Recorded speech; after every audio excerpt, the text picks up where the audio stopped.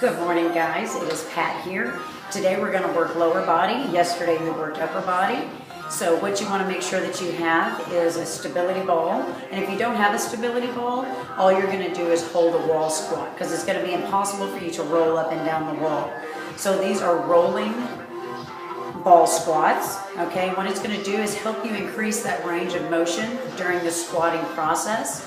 But it's going to allow you to keep your back straight up and down, whereas most people have a tendency when they go down into that squat is they lean forward. And the reason most people do that is because they feel off balance, meaning they don't have their core contracted and they're not pushing the weight through the heels, which is what you should be doing when you're doing a squat. So what I'm going to do is show you the rolling squats first, and then if you don't have a stability ball, I'm going to show you how to do a proper wall squat. All right? So I'm going to grab my ball. You're getting a different angle this morning because I don't have many flat walls in here that don't have a mirror on them. All right? So what you want to do, you want to place this ball close to those glutes, because when we roll down, we don't want that ball up here at our head. So the lower you start that ball, the better off you're going to be. What we're going to do is we're going to walk ourselves out into a squat to make sure we have proper alignment with that ball. And where you want that ball is still touching your lower back, but not as high as those shoulder blades, okay? And you notice I have a 90-degree angle here. Now you may not be dropping down as low, especially in the very beginning as you're getting the hang of this. Okay? Weight is through the heels. You're gonna feel your toes pressing towards the front of those shoes. So I want you to really focus on pushing the weight through your heels. And I'm just gonna keep my hands straight up and down. Keep that core contracted, meaning sucking into that lower belly. Every exercise we do, I want you to contract your core. So you're down, okay? And then I want you to roll back up, almost to a straight leg, still a slight bend in that knee. Right back down and up. Notice how my range of motion just increased because I have that ball that's keeping my back straight and I know it's not going anywhere.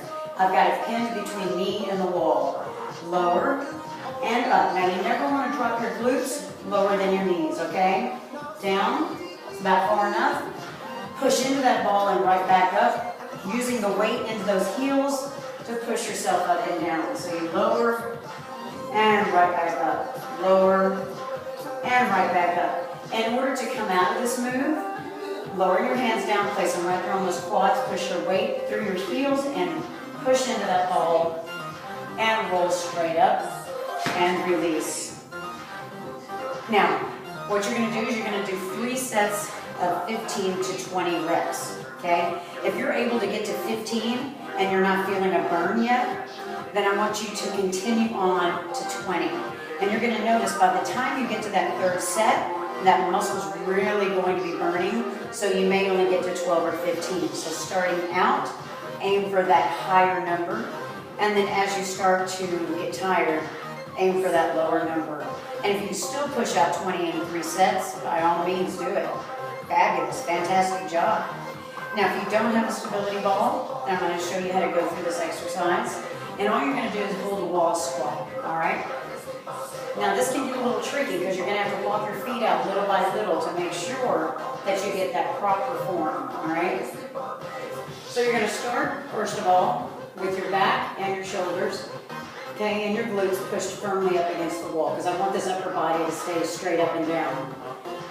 Slowly shimmy down.